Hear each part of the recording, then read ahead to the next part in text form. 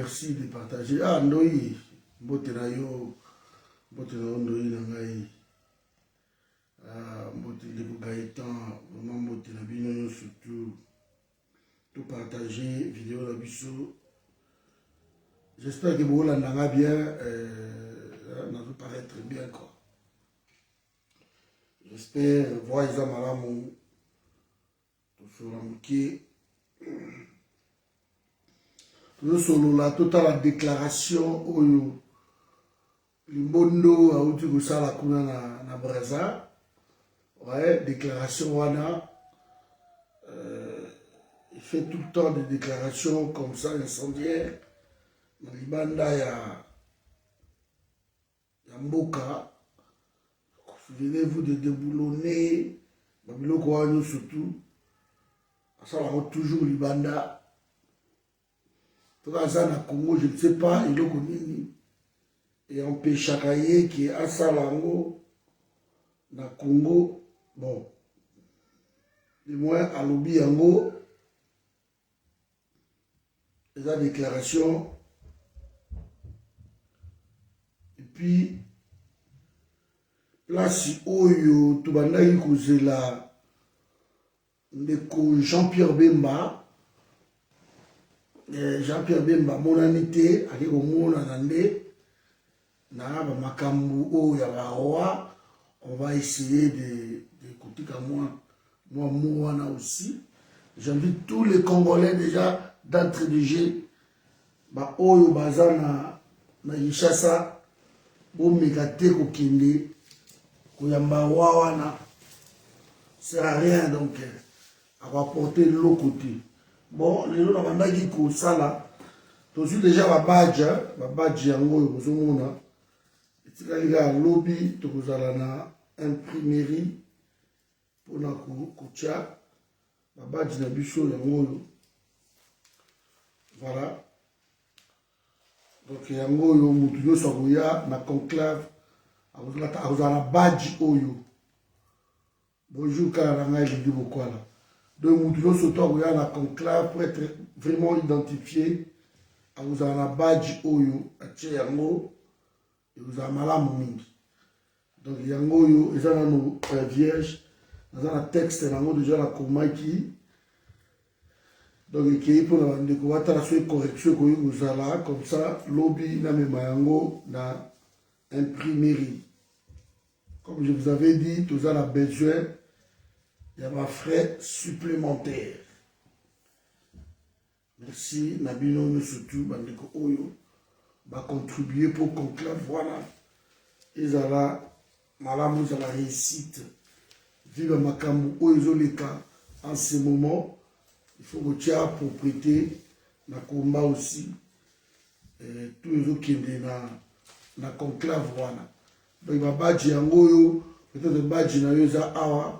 Voilà, donc quand tu viendras, si tu veux, là, on va badge au la porte d'entrée, la PSU. C'est au niveau qu'il faut tikango. C'est au qu'il faut tikango parce que la badge au ils sont 300 €. 300 €, 100 badge. 300 €. Donc on ne sait pas encore, sur le deuxième jour, il faut rajouter. Mais ils sont 300 €. Badge oyo donc na basinga nango na baetui oyo et lobby encore il faut que kofuta na imprimerie on a sérigraphie je crois kobeta texte wana et puis ko imprimer yango donc ce sont des frais supplémentaires conclave voilà en congolais tout on va les faire ça demain. Donc nous on avance.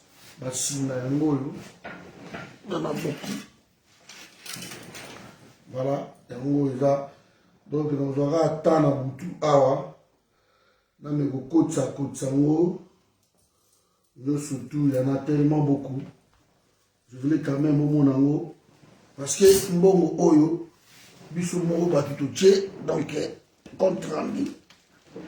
Et ça a malamu, banini yangoyo, et puis yangoyo. Donc, vous m'avez quand même lobby. Bolimbisi, dans un peu en désordre comme ça. Bolimbisi. Voilà, donc, c'est comme sous Yangoyo. Ils est belé, donc je prendrai, hein, attends, je prendrai du temps à Salango. Boutou, awa. Yango wana. Et puis, bah, et puis Yangoyo. Bref, donc, merci d'avoir contribué pour les la bien. Donc, et puis tu laisses ça. Merci à tous.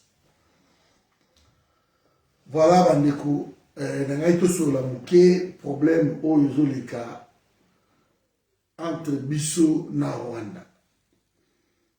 Natomba sur conversation pour bâtir la Guinée, il y a ambassadeur il y a Rwanda, les gars déçus. Donc, na Congo, tout ça a préféré à Kinae. Bonsoir, Mabé Tchachi, bonsoir ma chérie.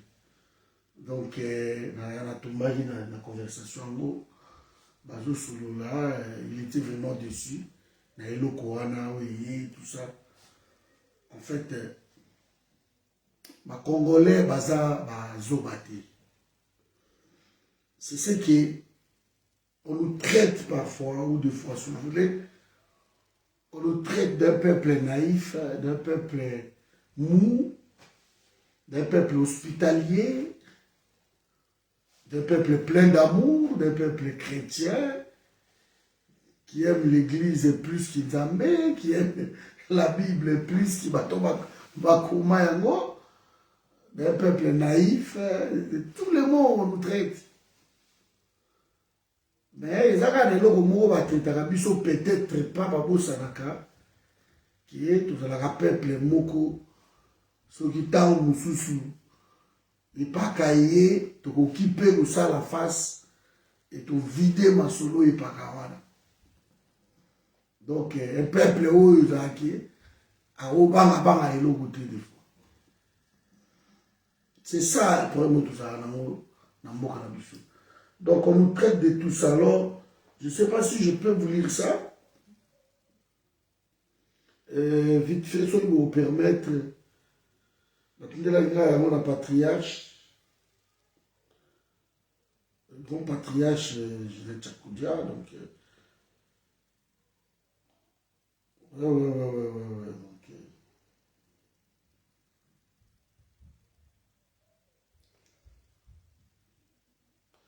Donc, Constat, je crois, Moutamba, Yeyo, il était l'ami, il a peu perdu des bazari, surtout aussi.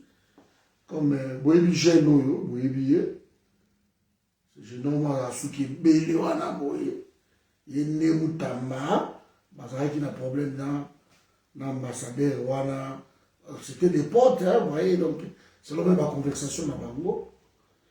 Alors on est tombé sur une conversation dans Bango.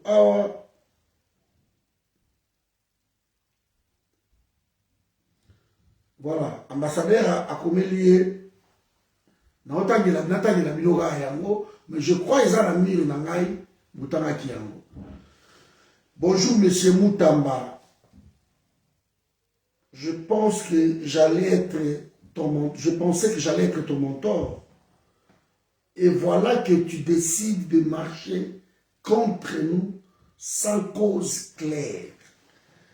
Donc jusqu'ici, bandeko oyo ya ba Rwandais baza ko ignorer cause au peuple azotambola jusqu'ici. Donc lui pensait qu'il y avait un mentor ya Moutamba, mais il a surpris. À mon Moutamba na marche ya bloc patriotique, à mon Moutamba a marché contre le Rwanda. Donc l'ambassadeur est surpris à mon eloko Rwanda. Je pensais que j'allais être ton mentor. Donc, un ambassadeur rwandais qui va être le mentor ou qui pensait être le mentor d'un homme politique congolais. C'est incroyable. Bonjour, grand frère, Papa Mazé. Bonjour, Nao.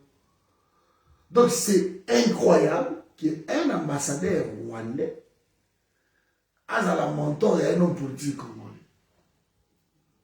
Il y a déjà quelque chose qui ne va pas. Je pensais que j'allais être ton mentor. Voilà. Et voilà que tu décides de marcher contre nous sans cause claire. Pas de souci. L'État nous diront quoi? De quoi ça va menace? Cet ambassadeur, Azo Souki Sabiso va au Montema. Regarde comment il parle. Quand on voit tout le Congolais va tamboli partout à l'objet, les gens vont oublier au Mongo sans fondement ni quoi que ce soit. Partagez la vidéo. Et Moutamba a répondu, bonjour Excellence, Monsieur l'ambassadeur. Je souhaite vous raconter le même jour pour un échange approfondi. Merci. Mais malgré l'ambassadeur Aoudou Koye Pise Babilo Kouana, il y a souhaité rencontrer l'ambassadeur. On va ça l'échange. Voici des cons comme ça. Donc, ok, donc, un ambassadeur, na état ou ambassadeur, voilà, bazali. Bah, on va t'apposer, on va parce qu'il y a combien de mécontentement, il y a quand même un mentor, un mentor, et bouffe. À mon avis, on marche contre le Rwanda. Il y a des marches inutiles sans cause, sans cause claire. C'est normal, c'est un ambassadeur qui va nier Babilo Kouana pour défendre son pays. Et là, il y a le binôme qui a dit Abi, bonjour. L'ambassadeur a répondu bonjour. Vous n'avez plus besoin de marcher. Votre gouvernement vous a écouté. Je fais mes valises tranquillement. Merci beaucoup. Nous nous verrons sous d'autres horizons. Et conteste. Je crois... Ouais. Après, il y a Béni. Ah non, moi, je suis à la goutte de Zate, nazo kangaba valise na ngai, nazo kende. Message ni boyo quitté de commentaire. Préciser message boyo quitté sur la copie à Kubandela. Vous avez donc, alors, non, tu écoutes, na valise na malembe. Ce n'est plus question que vous marchez sous gouvernement la bino sa yoki bino. Le bras de fer. Au moment de Christophe Lutundu, j'ai aimé ma parole. Voilà. Mais ça reste insuffisant. En termes de diplomatie internationale, ils ont un signal. C'est que Christophe Lutundu l'a dit. Je revenais tout à l'heure dans Marouba. Il y a Félix Nakongo Braza. Bonjour, sans argument. Voilà, Babenganaki. Abengaki. Bonjour, sans argument. Sans argument cerné ni rationnel, solide, vous avez mené un acte politique de haine et de dénigrement à ma nation. Donc, jusqu'ici, le Rwanda va se comprendre kakati. Va se comprendre que biso, tout ça a haine moro contre nation. Alors, ce qui se passe là-bas, donc pour la biche bango, ils ont gravité quoi. Ils ont des haines y a Congolais. Or que je suis tombé sur quelqu'un qui m'a dit qu'il y a un ambassadeur qui travaille, un monsieur ou un ministre à Rwandais, et à tout le monde qui a une conversation avec la dame solo là. Qui va Rwandais bazana haine surtout Batouti bazana haine na biso, vous n'avez aucune idée. Batouala bazo aïe biso na niveau sanganati. Bato bosa ba sentiment na bango, c'est vous qui voyez. Vous marchez ou me chassez de votre Kinshasa. Là n'est pas grave. mais détruire avec haine nos plus grands symboles est un acte poignant et choquant. Si c'est ça votre stratégie de montée politique, très bien. Cette méchanceté ne passera pas inaperçue pendant longtemps. C'est une abomination et une malédiction. Ça, c'est l'ambassadeur. Des batumbaki, des drapeaux, des biloko wana, des kagame, des cercueils. Mais l'ambassadeur n'a pas aimé. Après, nous, on s'en fout. Hein. Et puis, suite à ma conversation dans Avango, le constat Moutamba donc a décidé à porter plainte contre le fameux ambassadeur Karega pour la menace de mort. Comme il est naïf. On portait plainte contre un ambassadeur qui a dit qu'il va valise de malé qui n'a pas naïf. Déjà batuloko la sultan makenga et tout consort bayara kututé. Vous croyez vraiment que Kagama Ope Sabina bon ambassadeur oyo. L'ambassadeur a un fort il a pouvoir à Kagame. Kagama tinda yela pays oyo qui voilà. Azaki en Afrique du Sud. Heureusement Afrique du Sud m'a bengala, c'est un espion. C'est quelqu'un qui tue froidement. Mais tant à émission babilo va ndengala yo lobi na zo ato kutana excellence. So zo yaki ko kutana. Anya sala yo ni. Ah bon voyons. Et là, il décide de porter plainte. C'est vraiment du n'importe quoi. Je vais vous mettre encore une vidéo. Je vais vous mettre une vidéo.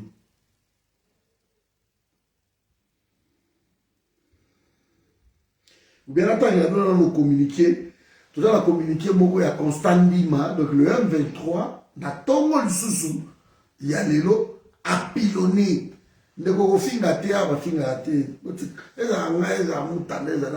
Arrêtez d'insulter, s'il vous plaît.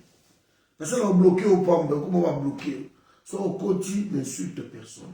So tangi ici na mire au ba fingate.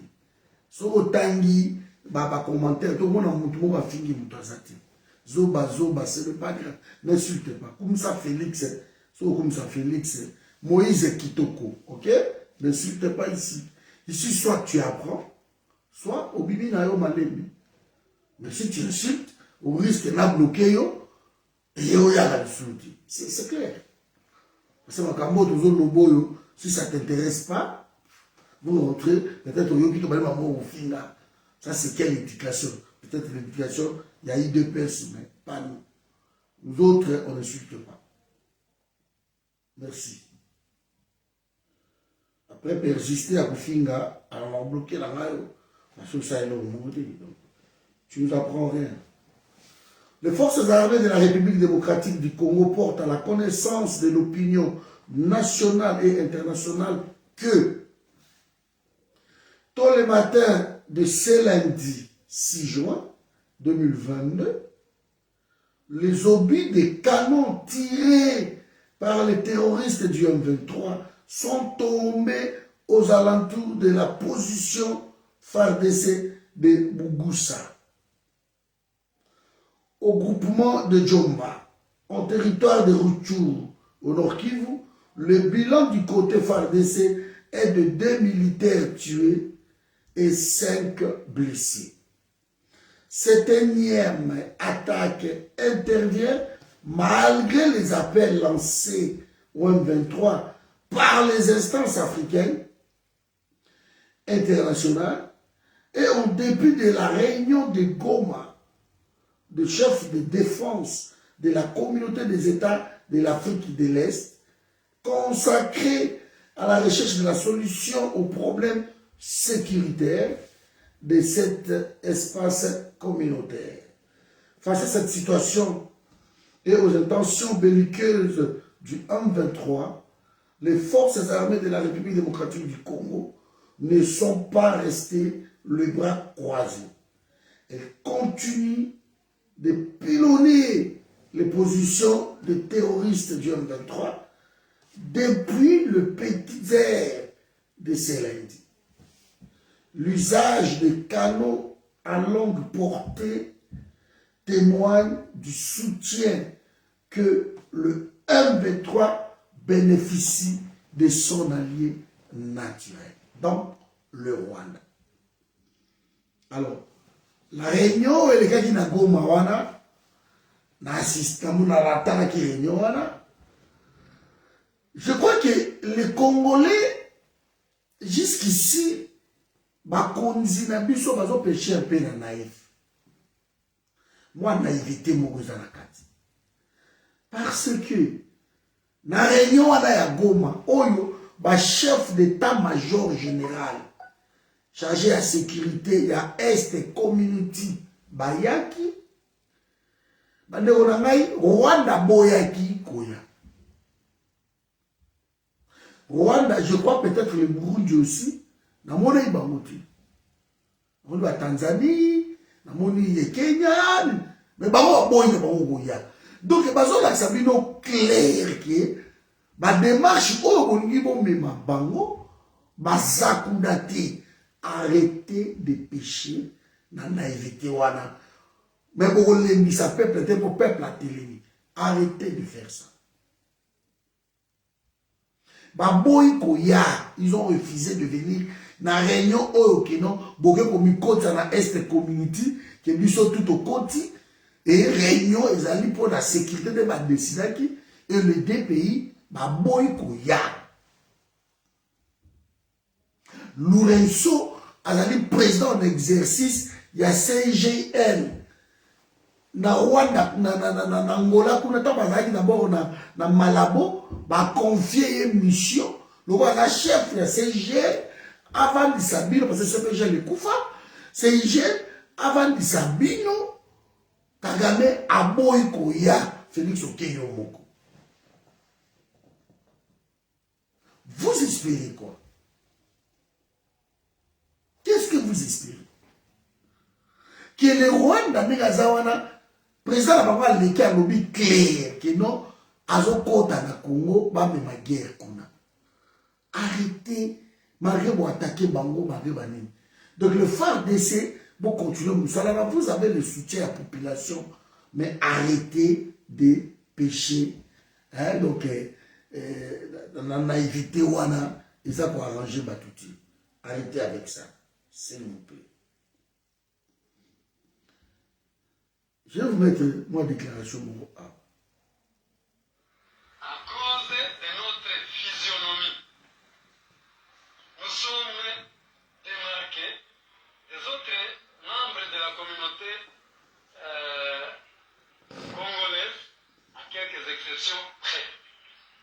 Et alors, on nous attribue la nationalité rwandaise à tort et à travers, alors que ici, au pays de Lumumba, vous avez des Tutsis qui ont milité. Nous voulons la paix, tel que les sujets du jour l'indiquaient. Nous voulons que notre cohabitation avec nos frères soit toujours pacifique, comme ça a toujours été depuis la nuit des temps. Malheureusement, ces derniers temps, nous avons été victimes d'atrocités dues à des guerres récurrentes depuis plus d'une vingtaine d'années. Alors, les cafés de presse d'aujourd'hui nous permet de vous dire que, avec les amis des autres communautés, à l'unisson, nous voulons conquérir la paix. La paix qu'on a vécue dans les temps passés, où un Tutsi était en harmonie avec un Nande, avec un Hunde, avec un Hutu, avec un Pygmée, un Toit, ou bien avec un Tembo, Kano, Nyanga et toutes les communautés de notre chère province. Nous ne voulons pas être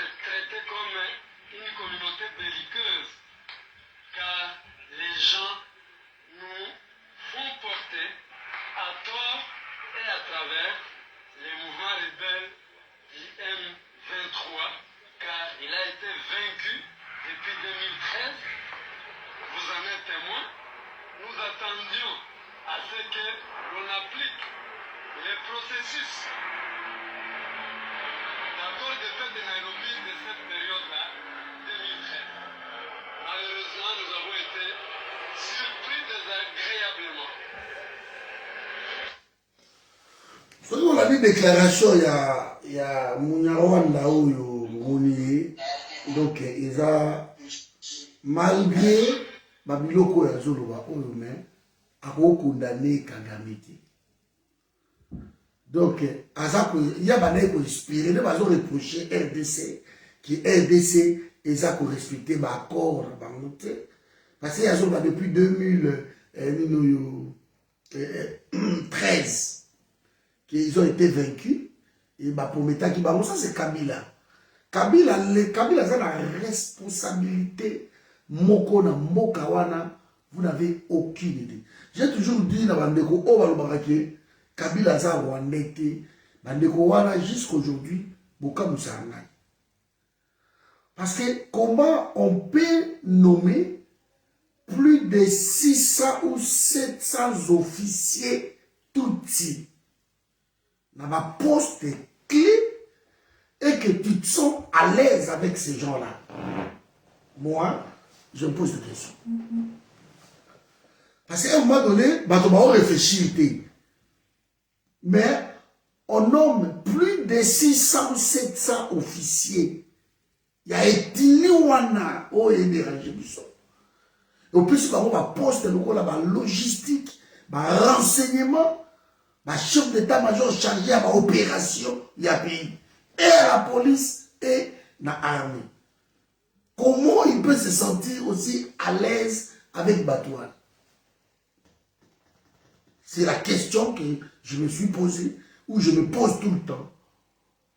Et hier, on a signé ma caméra. Aujourd'hui, tu vas reprocher Félix. Certes. Mais position où Christophe Lutundu là, na Félix Bazui, en ce moment, moi je les encourage pas qu'ils n'en disent là. Que ça fait 28 ans, tout ça la même recette, ma brassage, ma biloko wana, cette fois-ci on ne le fera pas. Ou la guerre, ou tout va kimia, mais tout ça la route, je suivi religieusement Christophe Lutundu dans la voie de l'Amérique. Il a répété. Et ça tombe, c'est que il y a quelques jours. Le roi n'avait, moi, espace, moi, pas, n'a pas 300 km à Zoyamou. 300 km, c'est du Colombois, Awa, na Bruxelles, au Kennedy, Paris. Imaginez-vous, de Bruxelles à Paris, ma moka wana nyo surtout, bozo les canaux. Vous le dites, bah, Al, bah, Zbouke, vous le dites. Ba al Nivelle, allez bokei ba la Louvière, vous passez ba prendre les comptes, tout boleki, ba Dour, ba Mons, bokei bima ba Valenciennes, bozo kebeka ba ti bokei, boko ma Paris. Boko ma Paris. Donc tout ça là, ba kata ngo ba pesa ngo wana. Ala la besoin de l'eau. Et ça, ce sont des promesses oyo, ma promesse qui bango, naba Chibana, naba Nanyo Kabila. On ne peut pas comprendre ma blocoana. On ne peut pas. On ne rigole pas, on ne joue pas avec un pays. Quand vous arrivez, au monde qui est d'accord, oh, dans ce moment, bon, tu vas exploiter, bah, diamant, banil, oui, mais que ton katana, oui, ma belle, ma paix, sabino. Ça, ce sont des accords qu'il ne fallait pas signer. Parce que pouvoir, beaucoup les cas, vous laissez un problème survivre là-bas, oh, Bazoya. Kabila reste un problème dans le pays. Et tant que Kabila sera dans le pays, personne n'a vous akimia dans le pays. C'est quelqu'un de malsain dans le pays. Il faut vraiment s'en occuper, Kabila. Voilà ma témoignage. Quand tu parles déjà de ma communauté, biso na Congo tu as na communauté té. Bango ba sa communauté Tutsi. Et baso prétendent que ce sont de Tutsi congolais et ça va exister. Et je vois un monsieur comme ministre, un monsieur comme ministre porte-parole du gouvernement. na conférence de presse na bata oyo alobaki non boyebi te ke Kinyarwanda eza pe langue congolaise donc directement azokotisa bango etant ke barwandais donc baza bacongolais. Si vous pouvez remarquer donc tozala bakonzi moko baza na naïveté moko ya osakana te bazojouer avec la nation. Mes amis, la nation, on ne joue pas avec. Parce que l'héritage, et la nation. Tu ne peux pas dire ça. Tu ne peux pas. Même pas pour le non, langue wana yannick. Il y a langue qui parmi la langue, Kinyarwanda est la langue congolaise. En disant cela, donc, comme ils sont pas Rwanda, quand on dit Kinyarwanda, donc ils ont déjà battu au bazar na Rwanda. Biso, ba etini na biso no surtout, ba tribu na biso ils ont reconnu na ba dialecte na biso. Si vous voulez ba langue na biso. Na la mongo na ba kimongo, musola ba Kiswahili, kinanda ba kinande. Tout ça ba tout ndenge wana.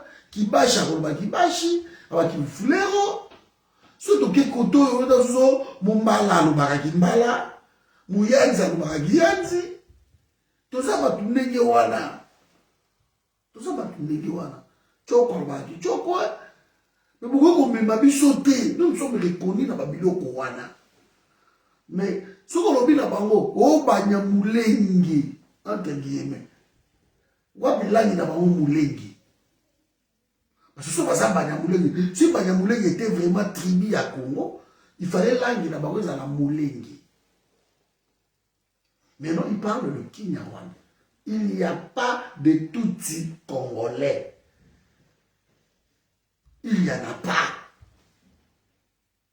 Les bango, bayo karaté, un ministre porte-parole du gouvernement a quel on va bêtise à Jean Rwanda. Parce que Félix avait commis aussi une grave erreur. Les Banyamulenge sont des Congolais. Il ne fallait pas. Qu'on va dans longtemps dans un pays à bateau. Et comme si nous d'office cité bateau à Mokawana. Si tu mets dans un Moko, tu vas voir un Mikanda, tout ça là, Zombo, depuis longtemps, Zombo, de l'an zéro, ils sont là.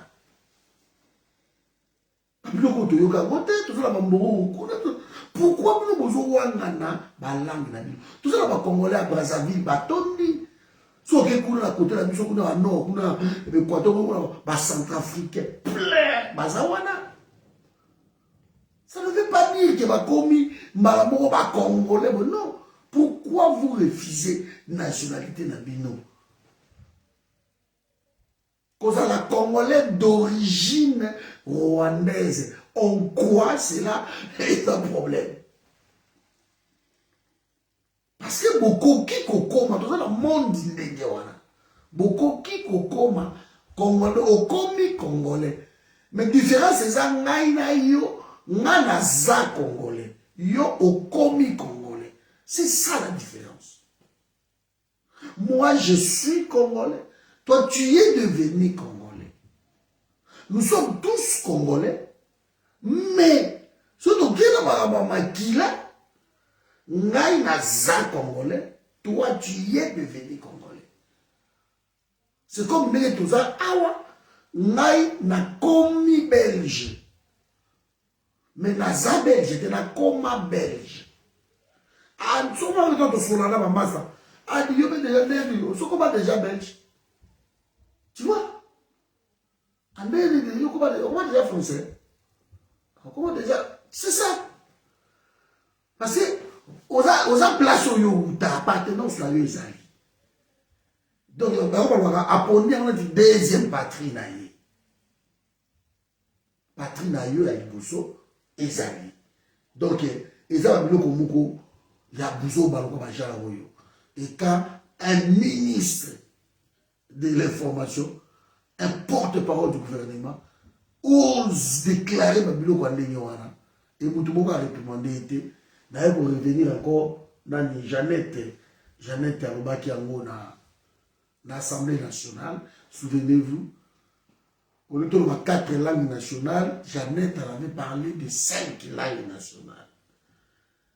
Et elle faisait allusion à Kinyarwanda. Voilà, Mouyaya vient de le confirmer. Donc, ma conduite, Bazaba naïf, ils ne comprennent absolument rien du tout. Et ils ont marmé. Merci de partager notre vidéo. Maintenant, Batu oyo ba nationalité oyo baza ko welela. National congolais, ngana ko welela teke la komi congolais. Il faut que congolais, il faut reconnaître qu'il y a ça congolais. Non. Tu es congolais, point bas. Tu n'as pas à chercher l'instance internationale, gauche-droite, pour confirmer que vous êtes congolais. Tu es congolais. Et ça va bêtise ou va Kabila. Tant que l'objet est au Vandaka Kala, n'a beaucoup de problème, peut-être la cohabitation normale. Parce que Mobutu les maîtrisait. Vous avez qui wana, mais Mobutu a maîtrisé Bino. Parce que pas Mobutu a maîtrisé, ils ont quitté. Vous avez qui Rwandais. Vous avez peut-être la nationalité congolaise, mais vous restez des Rwandais. Et pas Mobutu, batikala pe ko wanga na teke bazaba Rwandais. Batikala wanga na teke. Mais baye ko zwa buzo ba wana partir dans 96 heures. Ne baye aussi un changement de narratif. Et bato oh ba komi ba congolais na 96 heures veut nous embrouiller. Il ne faut pas accepter la biloko. Donc biloko eza dans le langage na bango eza yango. Parce que yo congolais de ozana il faut oboya ba bêtise oyo. Il faut changer yango. Ce ne sont pas des Congolais. Et boza ba Congolais na mboka na bino. Admettons. Mais pourquoi vous avez la question pourquoi vous êtes Congolais? Il faut que vous ayez la mission minembwe, vous pensez la mission, vous pensez la mission nini. Parce que vous êtes Congolais, vous êtes Congolais. Vous la mission de Souba Moulenge, minembwe, pourquoi? Pourquoi vous voulez un plateau de Mitumba? Alors le plateau de Mitumba est en Congo. Si vous êtes des Congolais, alors restez ici. Et pourquoi vous êtes Congolais? Mais vous ne faut pas capter la mission, on va reconnaître, on va pas faire partie de la mission. Et quand tu parles de communauté, Congo est dans la communauté, dans la ethnie, dans la tribu. Les communautés, ça, et où tu parles dans la tribu. Kolobaba moana te oro biso de communauté soki nene so communauté mongo so biso biloko les arati bo c'est de la biloko wana te. Maintenant Félix na Braza a ça les sous déclaration je ne sais pas si dans un endroit ah ouais, je vais vous mettre ça. Ça les déclarations dans Braza on a le lobby awa ma chaîne moko awa française je crois. Aucun doute sur le soutien du Rwanda aux rebelles du M23, la résurgence du mouvement du 23 mars, l'ancienne rébellion Tutsi installée à l'est du pays a été le sujet de vives discussions entre le président Félix Tshisekedi et son homologue congolais Denis Sassou Nguesso.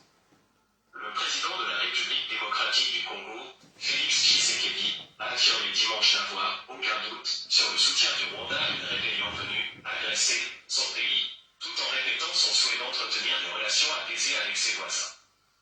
La nouvelle crise congolo-rwandaise, provoquée par la résurgence dans l'est de la RDC de l'ancienne rébellion Tutsi du M23, mouvement du 23 mars, était au menu de discussion ce week-end entre Félix Tshisekedi et son homologue et voisin congolais, Denis Sassou Nguesso, dans le fief de celui-ci à Ouigreko, à quelques 400 km au nord de Brazzaville. L23 en RDC, ce que contient la lettre de protestation de Kinshasa à Kigali. Le gouvernement de Kinshasa accuse le Rwanda de soutenir le M23, que de violents combats ont opposé à l'armée de RDC. Kigali dément, mais en représailles, Kinshasa a suspendu les vols sur son territoire de la compagnie Rwandair et convoqué l'ambassadeur du Rwanda pour lui notifier une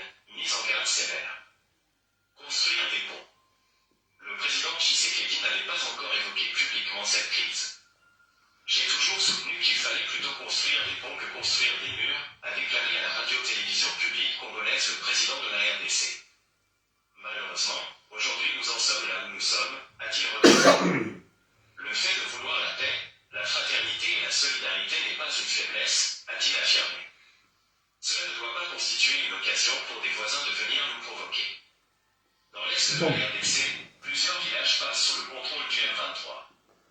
J'espère que le Rwanda a retenu cette leçon parce que, aujourd'hui c'est clair, il n'y a pas de doute, le Rwanda a soutenu le M23 pour venir agresser la RDC, a poursuivi Félix Tshisekedi.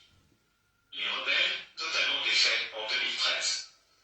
Le président de RDC a rappelé que ces rebelles avaient été vaincus, totalement défaits, en 2013 par l'armée congolaise et leur arsenal confisqué. Si aujourd'hui ils ont repris du poil de la bête, cela veut dire qu'ils sont partis de quelque part, ont été armés quelque part, a-t-il conclu.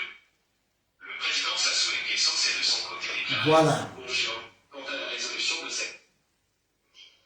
Sikoyo, tangu nalandaki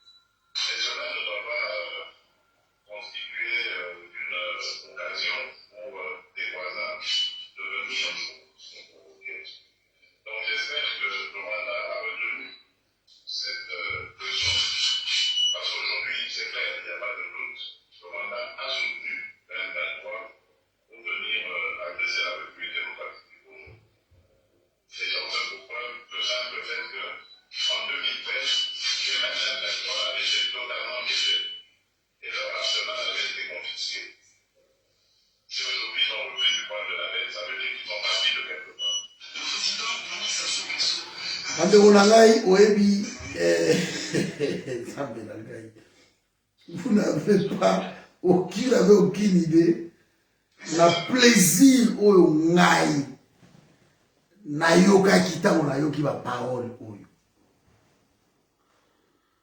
parce que ndenge tofingama biso baoyo mpo na baphrase oyo ke Rwanda aokonza Congo, Rwanda moto aza koatake biso, Rwanda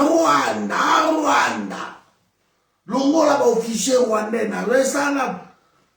Comment on a eu du temps, le temps si vous voulez, de parler de toutes ces choses que 4e année, Lélo Félix reconnaît à son gouvernement que c'est le Rwanda qui agresse la RDC. Il y a soutenu. Mais ministre des Affaires étrangères a clair. L'agresseur, c'est le Rwanda. Même Martin Fayulu est clair pour que l'agresseur est le Rwanda.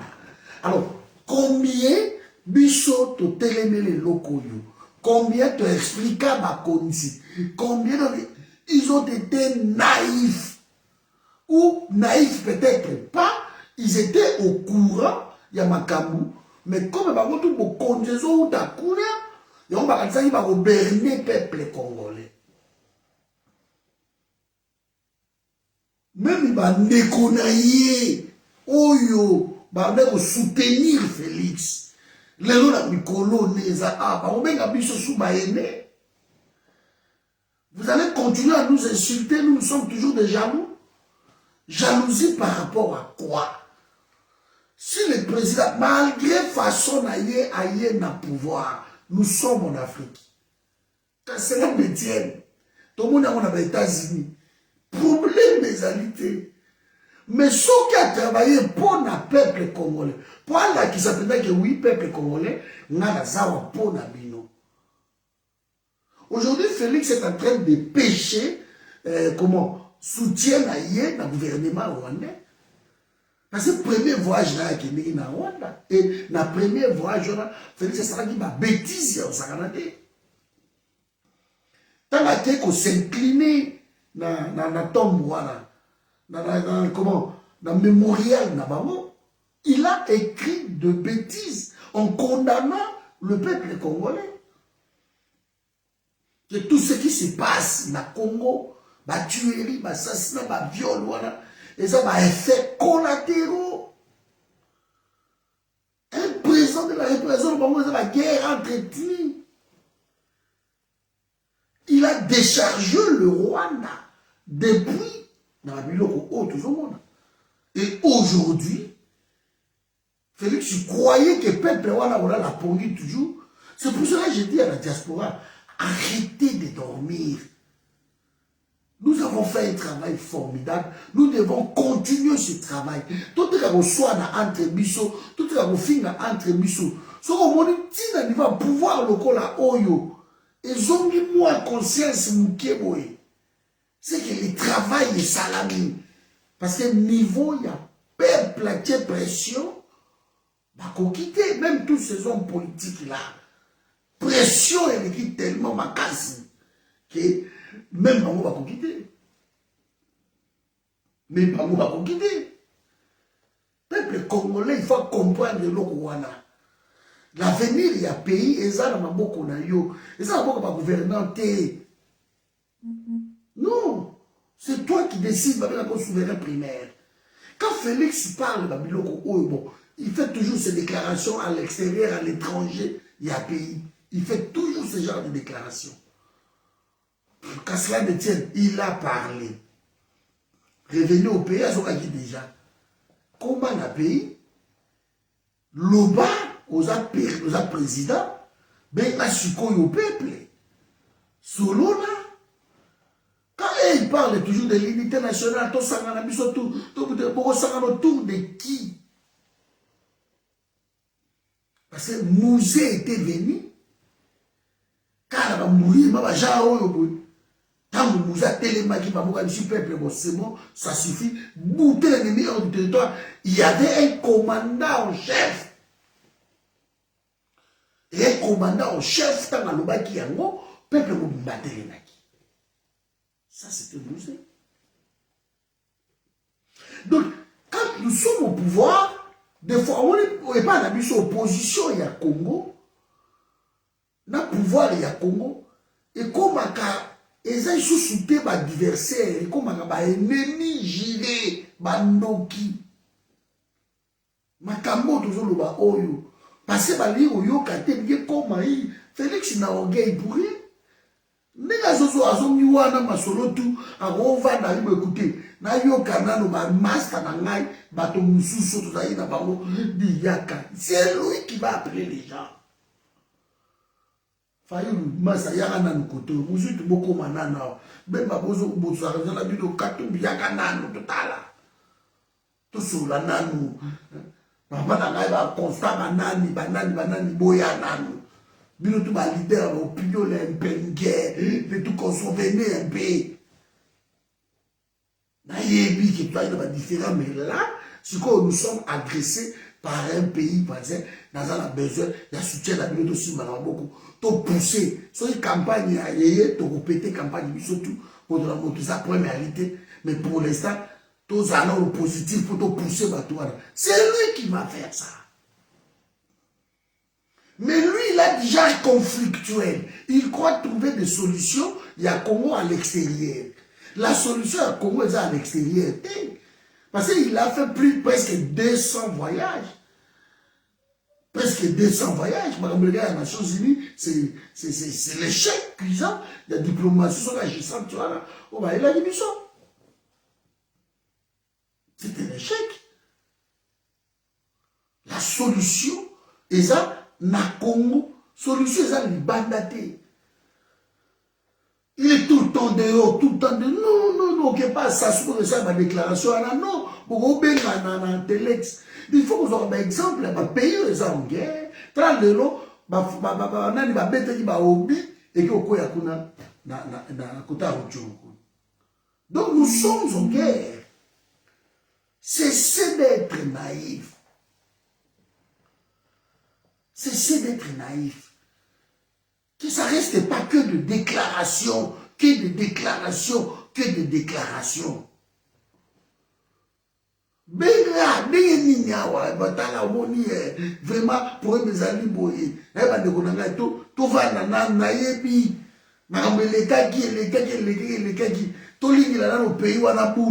comme ça, ce que après ma élection, ce qui est ma solo, au vani, au vanda kimia, tout ça, c'est une histoire.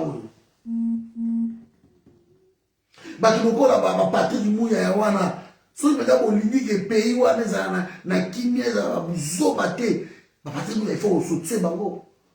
Faut le ba mouya ya, il faut le ba kisabo, il faut le ba o banano ba consami, mais faut le bloko wana. Quelle solution à Congo, ça na carte à Congo. Ça, je continuerai à le dire. Et ça, il bandaté. Kobima, on s'en va déclaration dans Angola, dans Rwanda, dans Luanda, dans Wapi, dans Belgique. Je vais dire, non. La solution se trouve. Tu as le peuple congolais. Le peuple a sa bombe. Oh, il est ma bombe, surtout même atomique. C'est le peuple. C'est le peuple. Sous d'autres essais, on utiliserait même la société civile. Quand ça va dit, personne à bocha. Comme ça, on va la kangami kotoyo. Bocha, on a que peuple a sous qui s'inga boté ma part. Et puis, on a décidé de se voir à ma casse. C'est comme ça. C'est comme ça. Mais ceux qui vont continuer toujours. Dans ma biloko wana ya malemi, buzo, dans les Nations Unies. Même la Russie et la Chine, baboye gotia veto na bango, baboye go condamner Rwanda officiellement. So vous remarquez quand la vote aux Nations Unies. Parce que ma pays tout y Afrique et comme contre l'Occident la politique, on Félix a pour voter contre Poutine. Donc Poutine a allié à la Chinois. Pour les bango tous les bango va indien va baboye. Mais doit créer BRICS. Baboye na ko condamner Rwanda. Mais regardez Macky Sall ta Macky kuna nani.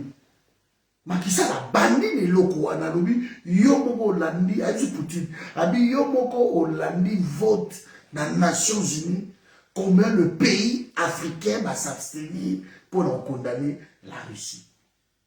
Parce que tout le monde a makambo clair, voilà. Et à partir il y a discours d'entrée wana. Parce que vous refusez de voir qu'il y a un homme fort maintenant, c'est Poutine. Ma pays, les ont profité de ce qu'on est contre ma solo. Biso, ma pays, soit entre guillemets, ma Belge, ma Américain, ma nani. Biso, ma moka, va créer ce problème. Tito Koufakati, l'élo, liba les arrêter na bango. Parce que Koufakana, biso, quand on a un pays, vous allez, ok, quoi ça, Russie kuna na Nations Unies. Ma vote, il y a sentiment influencé. Déclaration, oh, ils avaient mis dans Congo Brazza, c'est pas la faiblesse, oui, mais la naïveté joue encore. Parce que vous osez la tête voisin,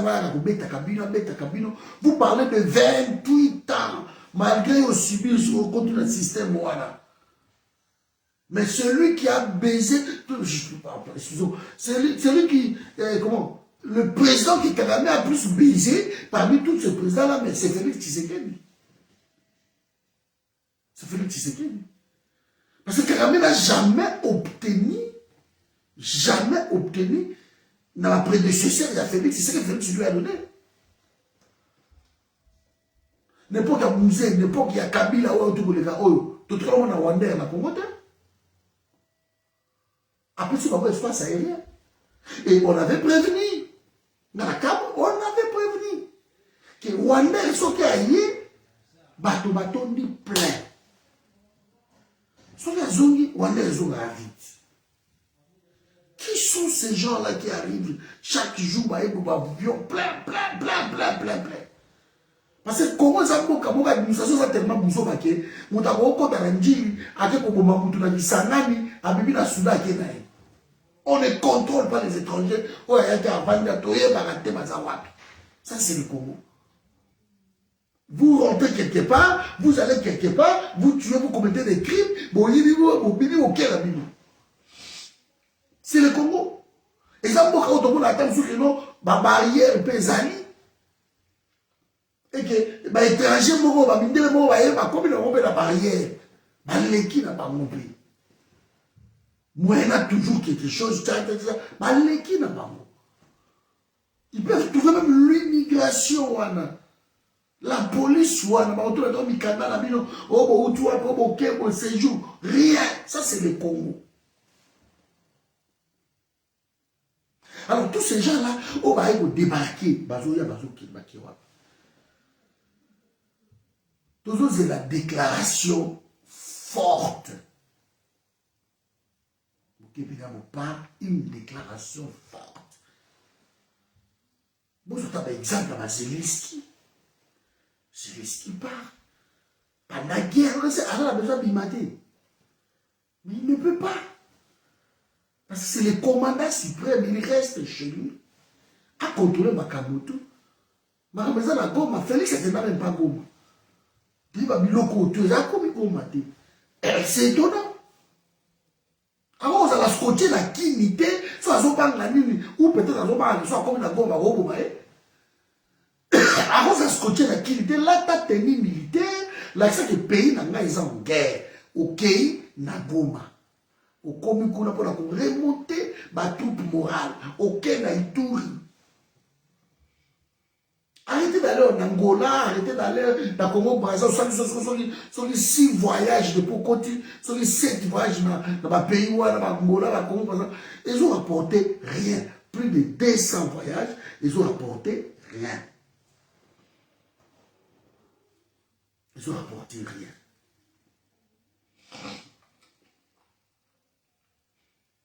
Donc, nous sommes tous tout à l'heure, nous sommes parce que le gouvernement est flou. Ils ont la vérité et ça peuple. Ils ont la responsabilité. Peuple est après. Mais c'est le gouvernement qui ne parle. Bon, moi, au peuple, ok, si nous sommes là, nous mobilisons le peuple, le gouvernement, là, ça va pour nous. Donc, nous allons pousser le peuple congolais qui est. Si les carrés qui dit aux hommes dans la Mokawana, n'a bisakana ya qui est mort par rapport à qu'il ne rentre plus au Congo. Donc, le gouvernement boit et aux hommes qui s'aillent, à son matin. Nous allons continuer à parler d'un peuple. Nous sommes dans la vidéo, nous avons 3 minutes, 4 minutes, une colonne. 10 minutes, je suis là pour la qui va rouler dans facilement. Donc, tout ça, va biloko va jawana. Kuboaka. Et vous allez kitoko. Mais tout ça, awa, bandeko mele bayaka, no kita na Congo, boke no simba minduki. Mais toko ko ya na Congo, to simba minduki te na initiative na biso moko, comme vous êtes naïf. Comme vous ne comprenez pas. Vous êtes tellement naïf. Je tenais à parler d'ailleurs. Mais non, si vous êtes dans la Congo, Tobanga na Congo, Tobanga na Rwanda. Tobanga na Félix na batunaye que beaucoup qui tabakangi bazo bomo ça la nini. Croyez-vous vraiment que non? Félix a télémilé là le Bible écoutez, nous sommes en guerre. peuple nous surtout diaspora aux alibanda ba ex-phase banani tout bokita le pays est en danger vous êtes devant beaucoup. Vous croyez peut-être que vous êtes devant beaucoup. Comme vous êtes naïf vous aussi. Les gens vont parler clairement toujours. Vous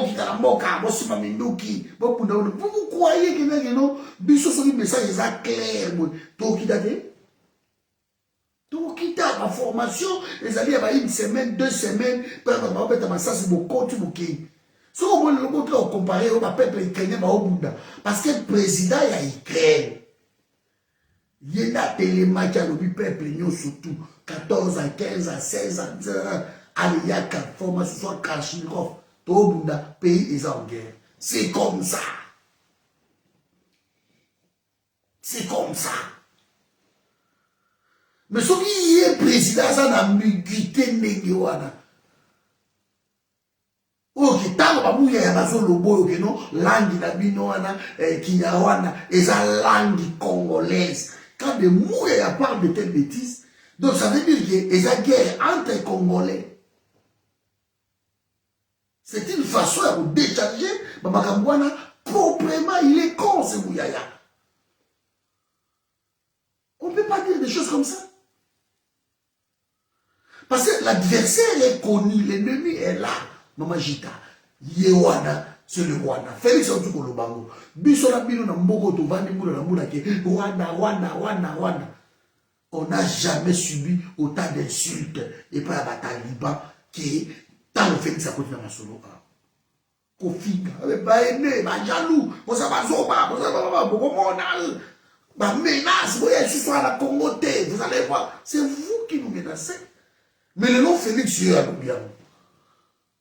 Le nom Christophe nous là, il y a partout, si on veut éviter la chaîne, c'est le Rwanda, l'agresseur.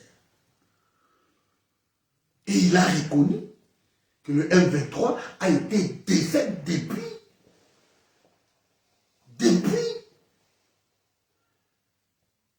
Sur 2013, M23 a été défait. Et Malamoko, ce mouvement où et la Mouki. C'est clair. Mais est-ce que Biso Trala Lobango T à Wakino, attention, M23, ça va te parole. Parce que rébellion, tout le monde est à la base arrière. Bilo vous combattre la rébellion, mais vous avez la frontière pour aller dans la base arrière. Ça, c'est ce que le gouvernement veut nous faire croire. Heureusement, Constant Nima, par sa propre initiative, a kangi ma frontière. Heureusement, Constant Nima a kangi ma frontière. On est basé là. Dans 5 000 bateaux là, on va fouiller la bise de côte à kangi ma frontière. Donc, arrêtez avec vos discours bidons. Vous dites que non, vous êtes dans la terre, vous êtes dans la terre, vous êtes dans la terre, nana va bengi biso. Nana va pesi biso mela, oui, au kasa, soit Mounoki, Patrick, Eluki, Nani Boyale, Boki, Tabino, tout. Nana va pesi biso mela. Personne. Si le commandant suprême ose que au monde de tout ça, nous sommes en guerre, le pays est en danger. Alors je déclare la guerre dans le pays. J'ai besoin de tout le monde pour quitter le terrain. Il y a même allez tous vous traverser. C'est pas politique claire. C'est politique est clair. Depuis ce temps, on quitte. On quitte même Nanji, Wana Boy. Mais en ce moment, sur laquelle nous avons l'initiative, nous avons tant de gens qui sont kini, de haut, c'est comme un kangio, nous avons kangamba beaucoup. On va dire, opposant à yé. Mais ce qui est Félix Abengi a dit que non, boya to kita. Donc, arrêtez, il faut pas compléter. Ma reproche, n'a pas dit que bon kita kana terrain. Vous devez compléter ça. Que, bandeko, ce qui Félix a béni bino, ou bon réformuler yango. Et ce qui Félix a béni si ma congolais nous surtout que moi to bunda paysan d'âge est-ce que beaucoup y a. Ça c'est la question. Mais par là dire que non, bon que non bunda la goma, vous êtes de malade, vous avez bien compris. Parce que bato tout va bandi na Goma lelo, bango tout peut ba obundate, na bakana na Goma. Ba obundate. Il faut un message clair et pas il y a président de la République. Ils ont ramené au Rwanda. Donc il faut comprendre Makamwana. Nous sommes comprendre dans l'autre. Bon, continuer à la moi je croyais que Félix Azali, Félix Azapénini, il va bien dans mon ennemi. Il n'est pas ça où tu peux décider sur quoi au Rwanda. Donc, déclaration là, ça reste une déclaration. Il ne faut pas être séduit. Certes, on peut encourager de telles déclarations. On peut encourager de telles déclarations. Christophe Lutundu, la quoi, l'objet qui non, Rwanda, Azako Lunga Mabele, mais à Ozoya Mote, ils ont rêve. Et Christophe Lutundu, la personne, l'expression Rabi, ils ont ligorodo, Azo Vimba, Vimba, Vimba, ils ont encore Manzoko. Abe aussi mbaté. Et aussi mbaté. Donc arrêtez de pleurer partout, dans la Libanda, gauche, droite. Nous sommes forts. On a dit porte-parole, il y a armée. On a dit nous sommes forts, classés. Donc tant que nous avons le Kouana, nous avons politique qui nous a freiné. Pour que nous avons ça bête pour la base. Pourquoi on a dit que généraux, tout le porte-parole, tout le reste qu'on a. Cette fois-ci, il faut en finir une fois pour toutes. Parce que on a les guerres. Guerre, on a dit non, on signe ça. Et c'est une bonne occasion pour nous Nzoku. Donc Nzoku, comme on les là partout, les bandes, on monte la bonne occasion pour nous ça. Même pas de raison qu'à moi. Mais yo Nzoku. Aujourd'hui, il y a une bonne occasion pour nous ça. Alors, on va écraser une bonne occasion pour nous. De temps où il y a des gens qui ont beaucoup de lobby, qui ont lobby, tout va se parce que même dans le classement, il y a armée, au matériel, au logistique, tout on l'équipe Rwanda Moussika. C'est le général. La point de presse. On a défait du terrain, moi ici, maintenant, tout au bêta, le M23, on va bêta, donc on a 15 jours, 600, on a 15 jours, on va récupérer le matériel, on va tout. Le nom M23, Runiga, Azanakati, il y a union sacrée. Quel est le signe fort au PCA? Pourquoi il M23, Runiga, on ne veut plus. Pourquoi il y a union sacrée? Donc le discours est gros à la moussoussou, mais la pratique est moins faible. De côté à la maison, Félix, au lobby, en tout cas, moi personnellement, j'encourage ma phrase de l'Obami, la France, il y a un commentaire, par-ci, par-là, l'international, national, l'émission gauche-droite, c'est déjà bon. Mais, ils ont faiblesse, alors il faut prouver qu'ils ont faiblesse, c'est pas une faiblesse. Il faut prouver. Parce que pour faire la paix, il faut être à deux. Pour vous, ça la kimia. Si on a mis un abalide, on va avoir ton guerre, alors on a la force pour la bango, il faut pour la bango. Comme ça, on va beaucoup de bango, on va gogo. Moi, on va ah, ça n'a pas eu gogo. Ça, c'est une bêtise, et puis qui m'ont beaucoup naïe, et c'est ça. C'est bon. Mais, yo, nous avons eu là. Deuxième sujet, nous avons bango, vite fait, ah. Problème, il y a Jean-Pierre Bemba, Gombo. En tout cas, Jean-Pierre Bemba, Kamusingaï, je vous dis clairement, n'a évité qu'est-ce qui s'est passé dans le bois pour la mort de Wana. Ou Batouba Bantonga. Jean-Pierre Bemba Baïmoto. Abunda nan Konsambo.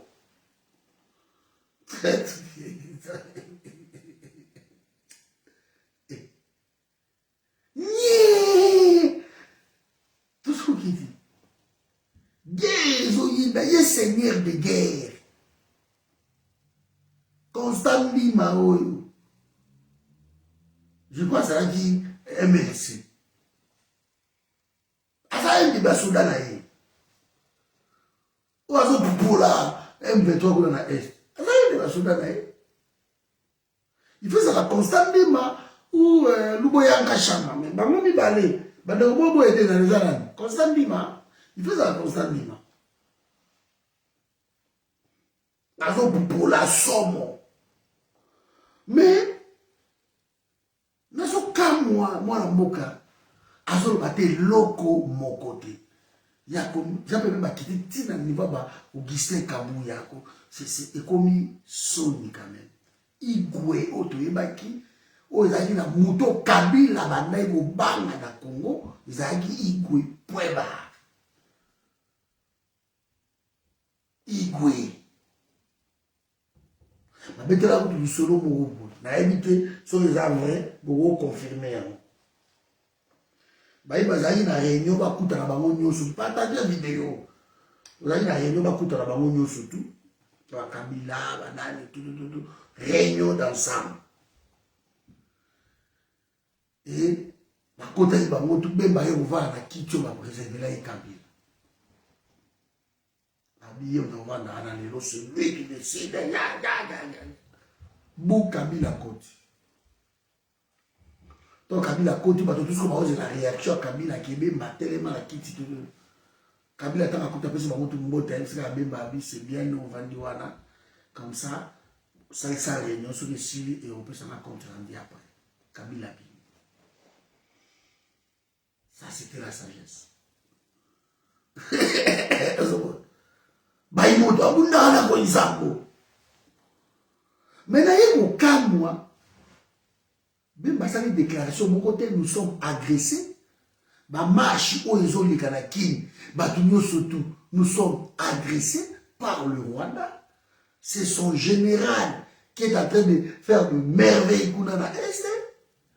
Et l'autre mon côté et même ma lobby baba a lobby na kema be akema be abi azo senga na ba population congolaise nyoso tout o wana Kinshasa to telema le long ya boulevard pour to pesa accueil beaucoup chaleureux na roi de Belge.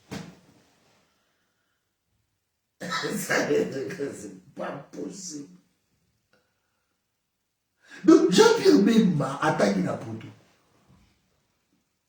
Jean-Pierre Bemba vous avez arami Kilia. Mais par contre, nous sommes ça toujours complexé. Félix a sali combien de voyages dans Liban dans Mokili? Vous savez, on a peuple, mon dans Mokili, Batelemi, na Lona, Boti, c'est la base de Félix Maboko. Va mettre l'Obama, Maboko, va mettre la McCain, Maboko, Zonen. Mais on voit les gens insultés. Et comment mon conducteur chef de l'État a quitté l'aéroport, tant que le ministre des Affaires étrangères a été ou directeur et cabinet à président de la République. Quand tu cortège, puis loli, Bakomi, Nanine. Où est le meilleur chef de l'État? Et surtout, à ça descendant, il y a pas descendant, il y a pas bateau, il y a Nyokoli Congo, pouvoir dans le moment. Oh non, et ça succès diplomatique pour Royer. Donc, dans un niveau, il y a bassesse, il y a pas de complexion, au 21e siècle. Royer dans le Congo, il y a ça succès diplomatique. Je comprends pas. Peut-être ça papoter, il aura papoté à Zoya, mais que non, le Congo bénéficiera d'une bénédiction papale. Peut-être une bénédiction papale, tout le monde va oui, parce que papa qui est dans le tout le monde qui était. Bénédiction papale, oui, peut-être. Mais bénédiction, il y a royauté à Belgique. Et moi, je pose des questions. Et vous avez même ici dans le but. Mais vous avez un tel roi, alors vous avez tout la Belgique, vous avez un Congo. Mais regarde comment ces gens sont naïfs. Dans tous les habits, bon, ma Belgique, vous avez un Congo, vous avez un Congo.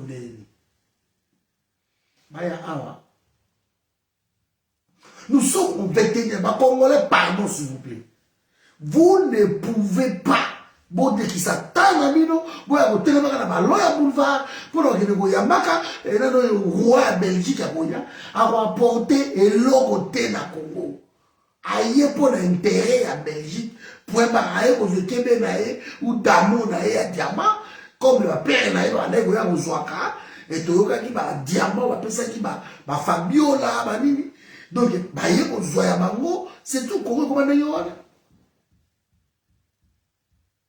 comment on est là Félix appelle qui moi je suis ya Ali Bongo Françoise Dabani Françoise Dabani on vous connaît maman ya Ali Bongo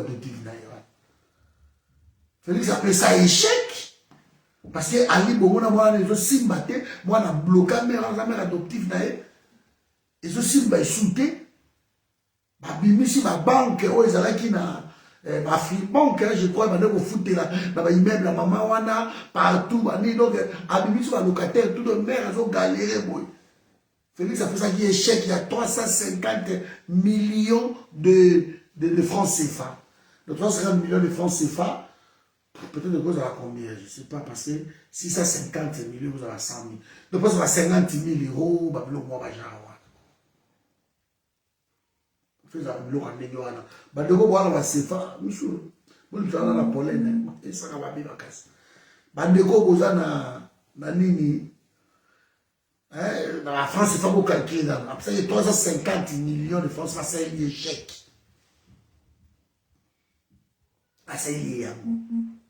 nous sommes en guerre nous attendons que Batouba Téléma pour leur avoir guerre même nous parle que peuple à Téléma pas que des royambawa.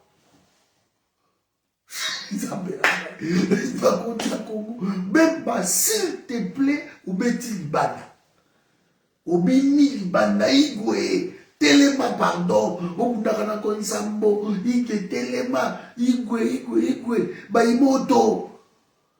Neti mwazole la ba imoto, lobagali, lobamoko, negeni lolali, ba imoto, lobali lobamoko. Mais tika kokotisa peuple congolais na buzoba bino bozaba konzi fo bozala décomplexé na biloko wana Félix asala ba tour ebele na Belgique abona wa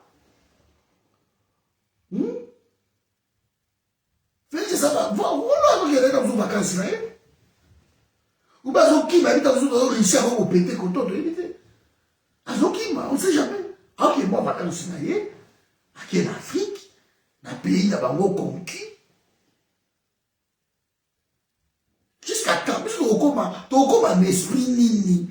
Oyo, il y en a un esprit nini, comment ça s'appelle?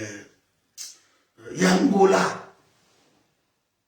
Angola, papa Mazin.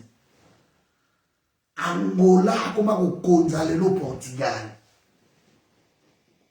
Portugal, c'est l'Angola, Brésil et Sahara, Angola, Sahara, Brésil et le Portugal et Sahara, ce sont des pays colonisés par les Portugais. Mais va reprendre les dessus. Dans le pays où on a. Angola tient la subvention dans le Portugal. Nous sommes plus riches que ce pays-là. Et même Baïmoto, asenga ke do bato bakende kotonda na boulevard po boyamba wa po wa komemela biso nini. En tout cas, eloko wa tonore ya ko bandeko na ngai nazalaki vraiment gêné na bi ayi igwe comment quitter tira niveau oyo bandeko na ngai. Beaucoup ça va complexer. Vous devez aboutir le peuple wana. Arrêtez d'aboutir le peuple congolais. C'est ce que nous dénonçons toujours. 28 ans oyo, vous même peuple dans la moko ya mabetro. Vous devez peuple wana quand même à respecter le monde. Roi soka komi kuna akinde. Les gens qui me disaient ici, oh mais cordon, ndeni roi aki Kinshasa, comment tu échoué? Naseki, peut-être parce que tu vas ou la sauté, Ou bah tu vas comprendre à bisoté. Toujours, si vous faites un bon travail, vous pouvez arrêter de par wana yaro. Vous croyez vraiment que tu peux côté 20, 50 personnes en Amérique? N'importe de l'Amérique et empêcher le roi qui est Congo. C'est ça? Bato balingi ko travailler te bolinga bango ba superficiel ba bilomo wa papa. Nous étions juste, je dis bien, nous étions juste structurés. Groupe moko koni na niveau ya moko ke biso nde tout d'abord opposant, toujours pesé, ba biloko na tout ba lettre so ekoti na ba assemblée na ba kam na bango na nini na bango. Bango ko tia pression. Lobbying. Babiloko wana nde vous faire marcher qui vous empêcher de départ na ndenge papoter azo kende vous empêcher de départ à papoter vous empêcher. Mais nous ne sommes pas reconnus. Nous sommes encore reconnus comme groupe à combattant, de la pression, répression, tout. Il y a prolifération de groupes. Qui va écrire la lettre? Qui va aller faire pression? C'est le travail de changer ma cam. Il toujours tokutana, tobongisa makamu. Il faut lobbying za makasi. Il faut pas tomber comme mikane batama yele baza na masolo oyo. Bato baza pe kwa ndenga na zenzemo bakabebele, baza pe kaka itili côté les marques, côté makele nini. Mais il faut grouper za la soudé. Tout le ghetto, nous avons ghettoisé ce combat. Lelo na moko so ba biloba luka lelo ba opposition syrienne ba on ba place bazali. Ba place bazali. De tout ce que nous faisons là, oh ma maman ou alobi ko papa ya kembo asali ko tout. Ça c'est la ghettoisation de notre combat. Et pour aboutir na eloko te. Là je parle aux intellectuels. Nous devons reprendre le taureau par le corps. Nous devons reprendre les choses en main. Il faut une structure. Il faut une structure. Que Bouvandi reconnu dans le pays où Bouvandi d'abord.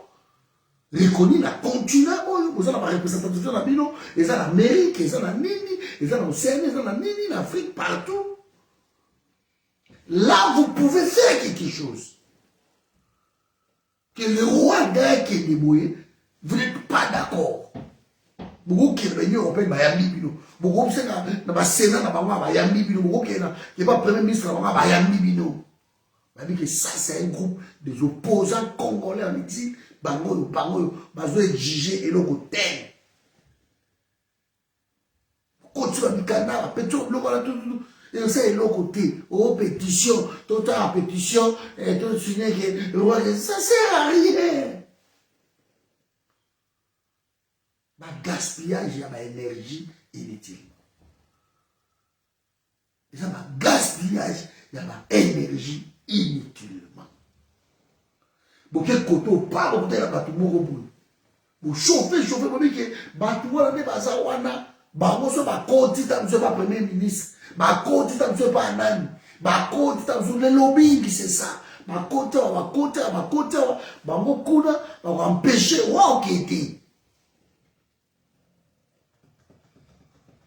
On peut empêcher toutes ces choses.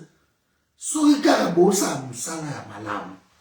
Mais ce que nous faisons, moi j'ai fait, dans cette remarque, je fais cette remarque-là, tout ce que nous faisons, nous étions juste un peu puissants. Na mini tiobo to ko ta to na Makissal. On allait faire une délégation. Makissal c'est le président de l'Union africaine. Tout qui est pour tout couper inaïe. Tout souris dans mon que nous sommes tel, c'est nous les opposants, Marabotou, c'est la terre, tu es pression de l'Union africaine.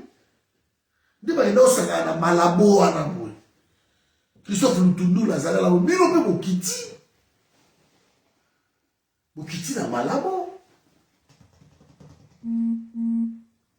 C'est ça, Congolais.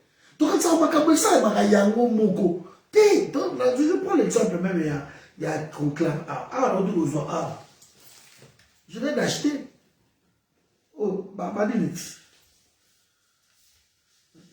La somme avoir une centaine, 300 €. Babadi, tu as bani na kati. L'homme il faut au Québec, na imprimerie. Donc, si on s'allie biloko à beauté, vous savez là, tu as badge, il faut ôter les baboké, vos sombi, vos boyé, vos salisi, vos makamutu, basita. Et belé, une centaine. Il faut qu'il ressemble bango, il ressemble bango, les ambongo. Ça va coûter 300 €. 300 €. Parce que tous ont préparé l'eau. Tu as vu que ceux qui ont baillé, pas à la servir, va comprendre ma cam. Donc, bisonner tout ça, tant que tu vas travailler, kaka bien, tu vas subir, Babylone, tu vas waouh, tu vas subir la déclaration, tu vas igouer. Parce que ceux qui ont bien posé que tu vas contrepoids avant ça, ma déclaration à la tire. Ceux qui contrepoids, Félix a déjà déclaré guerre à Rwanda.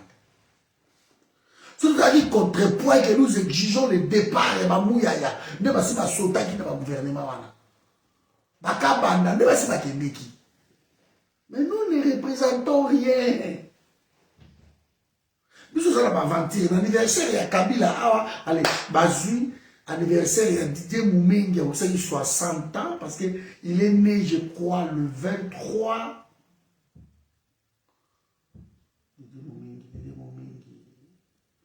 Le 23 mai.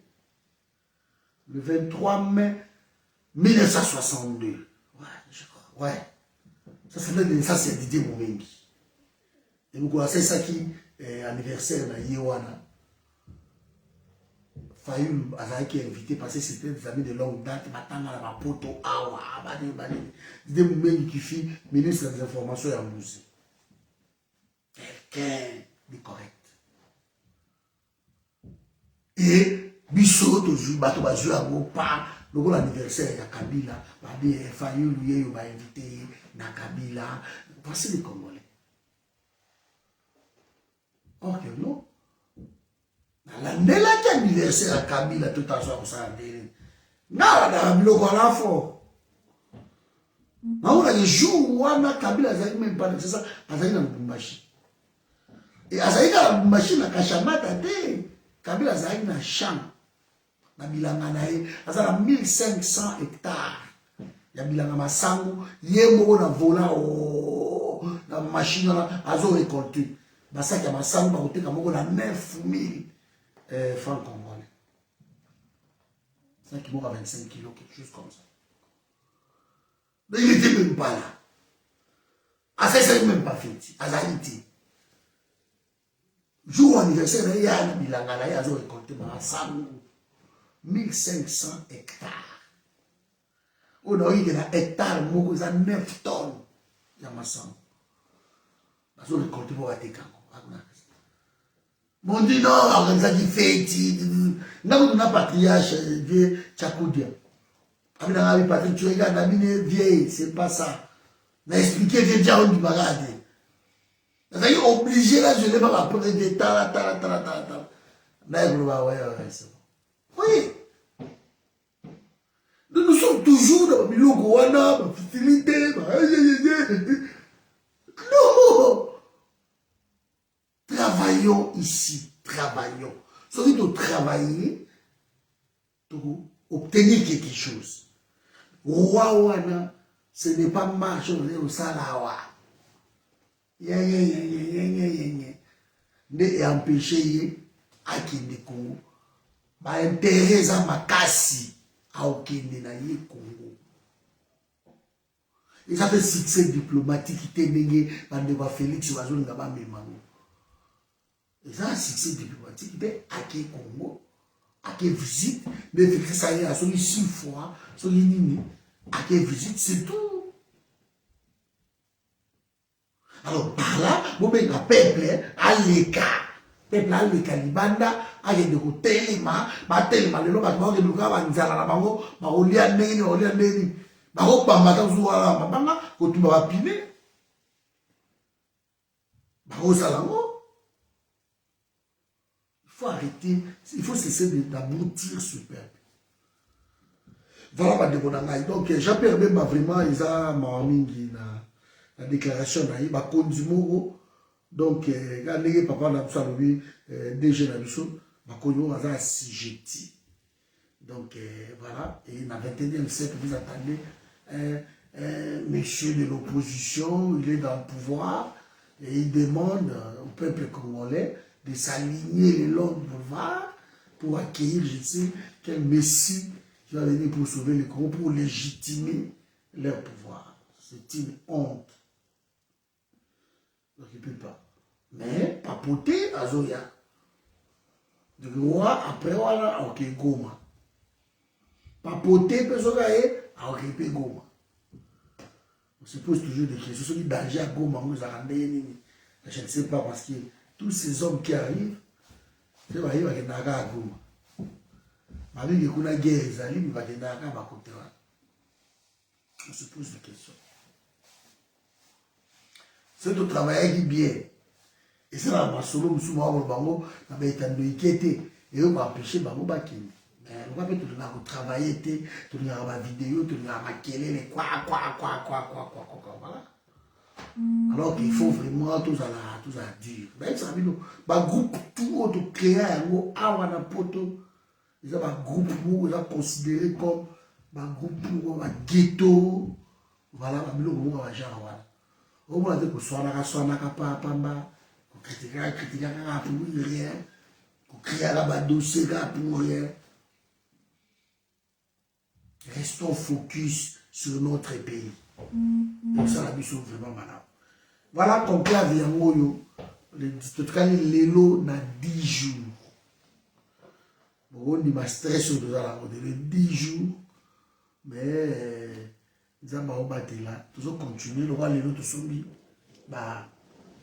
Badge oyo dans le monde yango na tout comme ça na badge na bango bien. Donc si vous voyez pas aller ba pesi badge na ratio badge na yo c'est bon. Ouais ndeko na ngai lora soko na makambo na été ça va dérangement pas ma bêtise. Nous sommes concentrés na makambo oyo zoya. Donc ba lora soko na bino wana oyo boyoka côté de fou parce que voilà, ma badge yango donc na ngi boza la focus na makabula biso conclave na biso le 17 le 18 donc boza la focus wana ma badge yango na sombi yango ndo somba lelo na butunde photo sangisango singana na nini basingize belé voilà donc basinga yango yo basinga yango yo. Il faut la savoir boutou.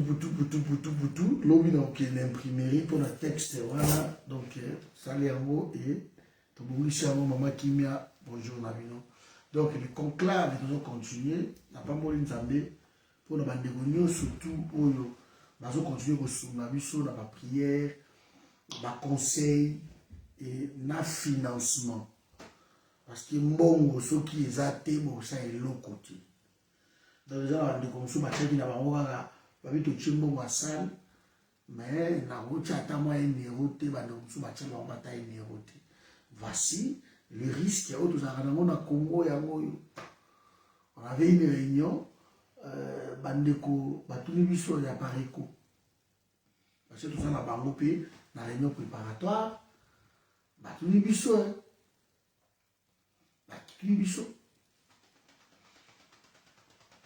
de reposer ça là moi j'ai financement wapi faut ba qui a financé et loco voilà Je leur ai dit non, personne n'a financé. Il y a mes vidéos qui sont là, l'accès après, les vidéos tout. La maison à 50, 100, 200, 100 par ici. Biso moko tout financé. Oh, bino moko. Moi, tiens, bon, je vis sale. Biso moko. Bino tout continue au financer.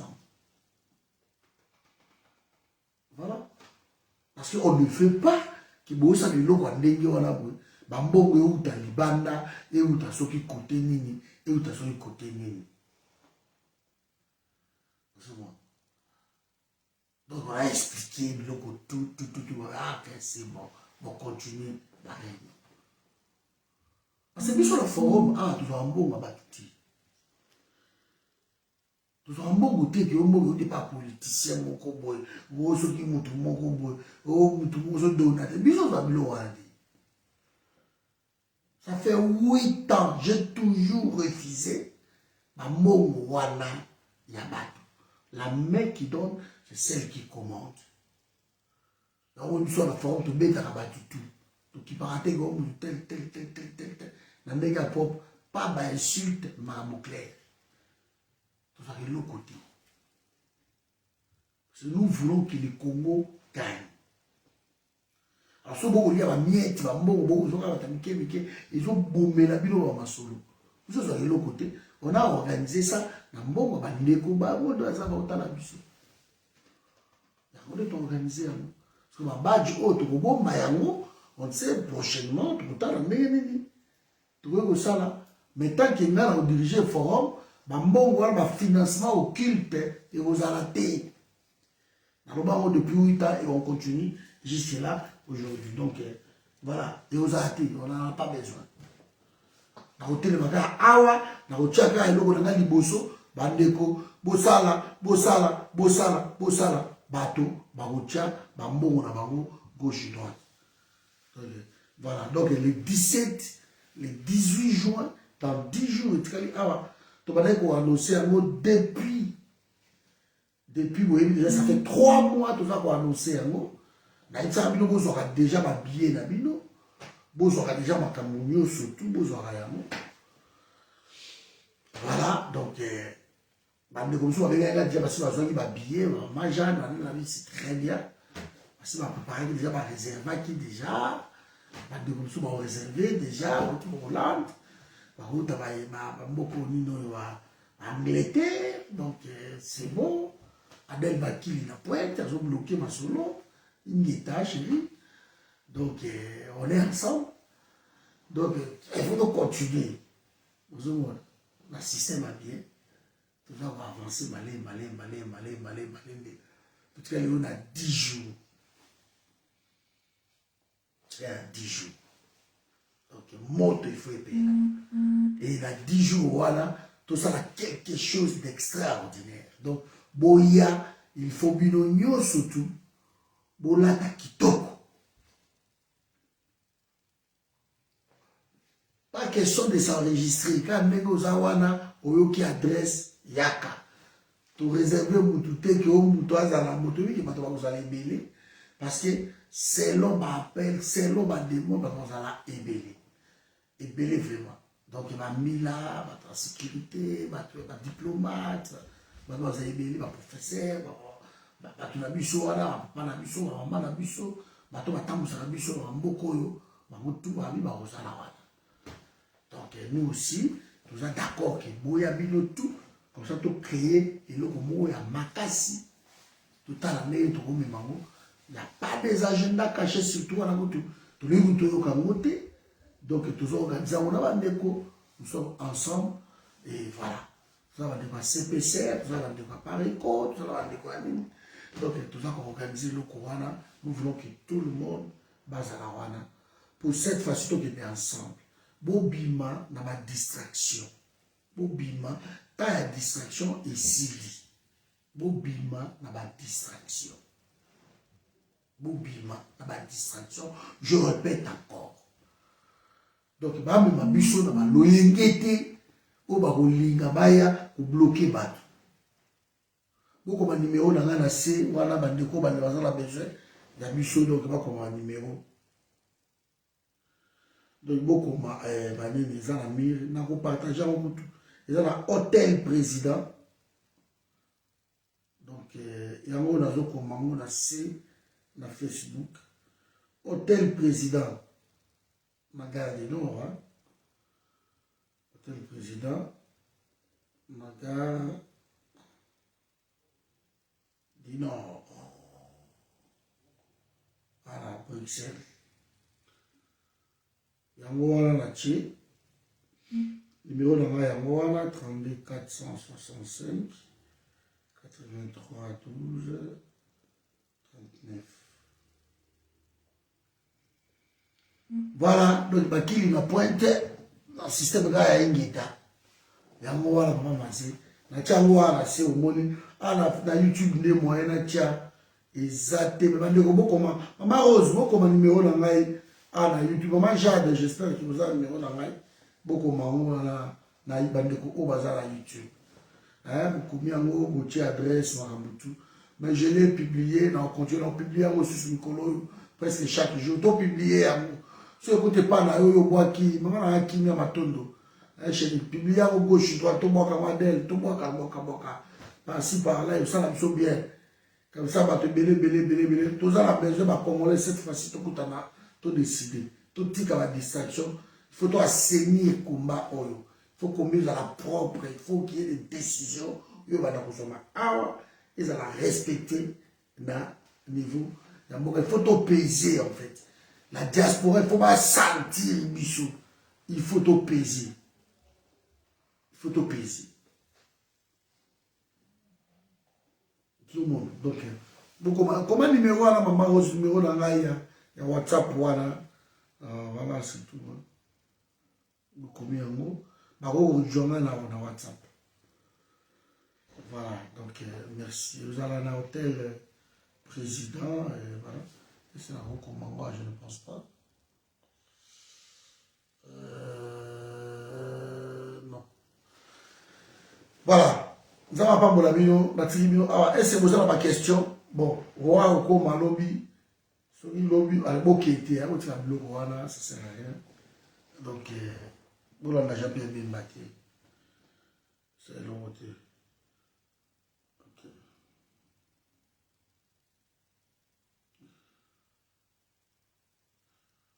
On est ensemble.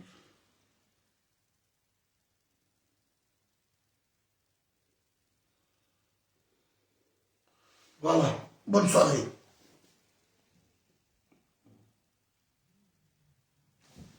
Allez.